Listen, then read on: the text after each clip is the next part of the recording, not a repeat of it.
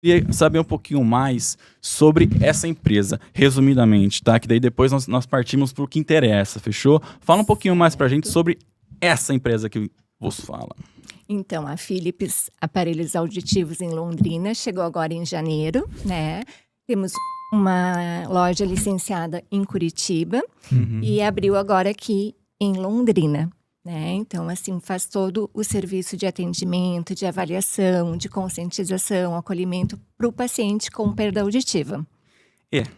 Porque é um assunto delicado, né? Porque, assim, na cabeça das pessoas, o problema auditivo, ele chega só na terceira idade. Quando, na verdade, não. Né, doutora? Não. Eles chegam... Tem casos que acontecem desse problema chegar antes da terceira idade?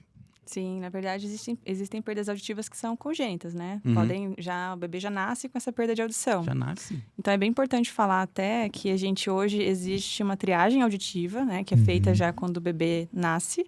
Então, tem teste da orelhinha, que faz parte. É a triagem auditiva universal que a gente fala, né? Então, isso é super importante para já ter um diagnóstico precoce. E quanto antes for diagnosticada essa criança com uma perda de audição, ela vai poder passar pelo tratamento adequado, né? E aí vai ter o segmento adequado com os profissionais ali que ela precisa, né? Até só um parênteses, né, doutora Regiane? Muitas vezes esse bebê já faz todo esse processo, né, já na maternidade. No momento que falha o teste da orelhinha, né, ele já vai para uns exames mais específicos, chamado BERA ou PEAT, que já faz uma avaliação mais completa, que vai conseguir determinar o grau, se existe a perda auditiva e qual o grau. E até o que se preconiza, que até os 6 meses de idade a criança já seja protetizada, para ela não ter essa lacuna no desenvolvimento, não ter o atraso do desenvolvimento, né? Então, quanto antes é detectada a perda auditiva e já iniciado o processo de adaptação para aparelhos auditivos, é o ideal, né? Porque aí menos atrasos no desenvolvimento da fala, da linguagem, social, convívio, essa criança vai ter, né? Entendi. E como, por exemplo, nós estamos falando sobre um bebê ali, e o bebê, até certa idade, ele não fala, certo? Então, como é que as pessoas elas conseguem, assim, pô, meu bebê não fala. Então, como é que eu vou identificar ali que ela tá com certo tipo de problema? Quais, assim, sinais, o que os pais têm que ficar atento nisso? Então, na verdade, tem alguns parâmetros que a gente já tem que, assim, considerar que essa criança é uma criança que tem um risco para perda de audição. Principalmente, então, crianças que são prematuras, que precisaram ficar em UTI depois que nasceram, né? Que tiveram icterícia neonatal, que é o amarelão, né? Então, assim, tem alguns fatores de risco, que daí o pediatra já vai orientar essa família para ficar atenta, né? E aí vai passar por uma avaliação mais aprofundada da audição, que é justamente fazendo esse exame que é mais específico, ali além do teste da orelhinha, né? Então, se der normal, essa criança passou por essa triagem toda ali, der tudo ok, ainda assim ela vai ter um acompanhamento até os 3 anos de vida, com o médico, né, com o otorrino, com o pediatra ali, que vão acompanhando daí todos os pilares aí de desenvolvimento, né? E em casa, assim, o que o pai, na maioria das vezes, vai notar é se a criança não responde, não reage a sons, né? Porque isso é coisa que no dia a dia a gente acaba observando, né? Bateu uma porta ali, a criança nem tchum, né? Um barulho lá fora, né, uma buzina, ou até a gente chamando a criança mesmo, chamando pelo nome e ver que ela não responde, não reage, ela tá ali no mundinho dela, né? Então, isso pode ser um sinal realmente de uma perda de audição no bebê, na criança, né? Então, são esses sinais que vão ser observados aí. Mas hoje tem, assim, tem como a criança, o bebê sair ali do hospital com essa dúvida de se ele tem o problema na audição ou não? Sim. Porque num primeiro momento, a triagem auditiva, o teste da orelhinha é um passa-falha, né? Caso, após 24 horas do nascimento, é feito o teste da orelhinha, a maioria já na maternidade, né? Quando a maternidade não tem, faz nos postos de saúde, clínicas particulares. Fez o teste, o primeiro teste, falhou, ela vai repetir em torno de 20, 30 dias. Falhou novamente, aí já vai ser encaminhado para fazer um BERA diagnóstico, que é um exame mais objetivo, né?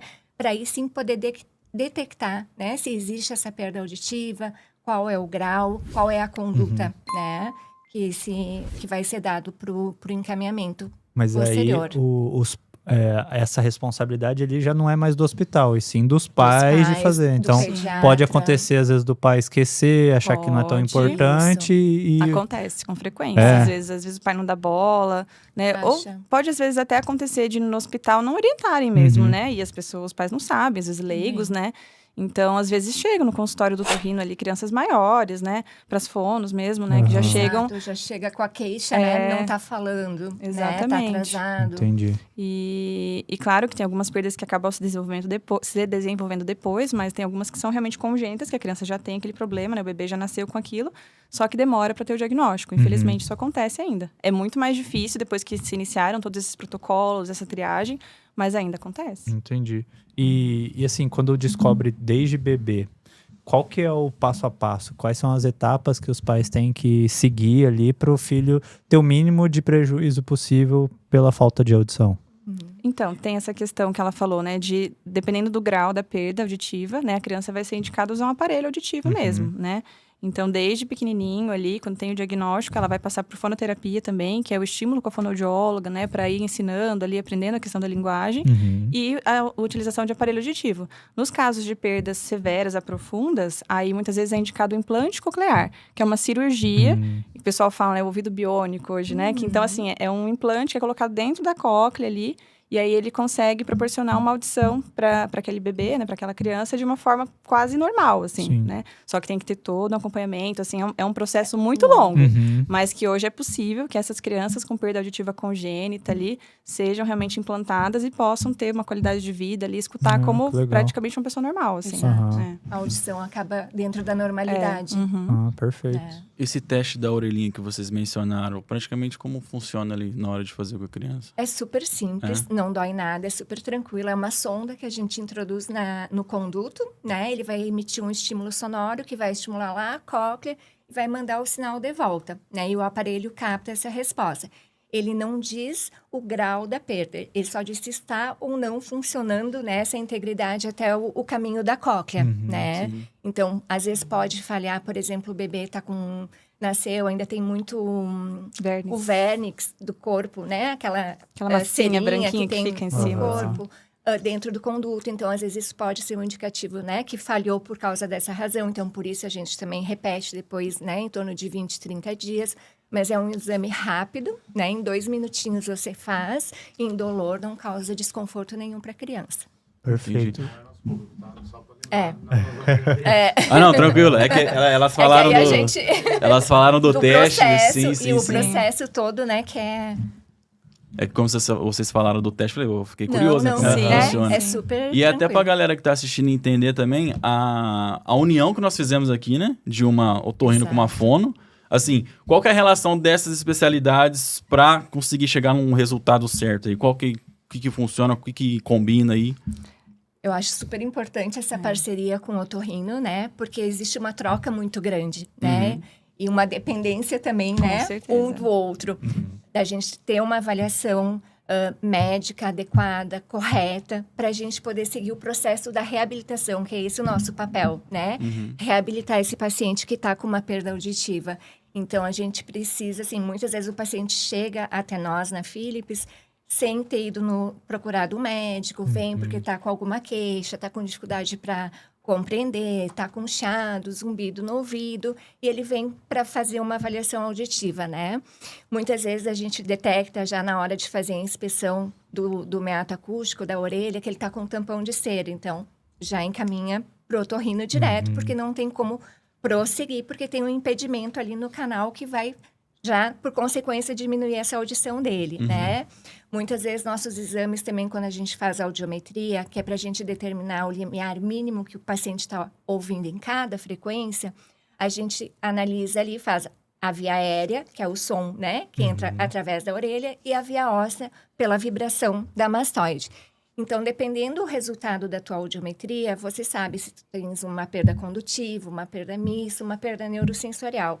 Quando é uma perda neurosensorial que atingiu a cóclea, a gente sabe que a única solução seria o aparelho auditivo ou um implante coclear, dependendo do grau da perda auditiva.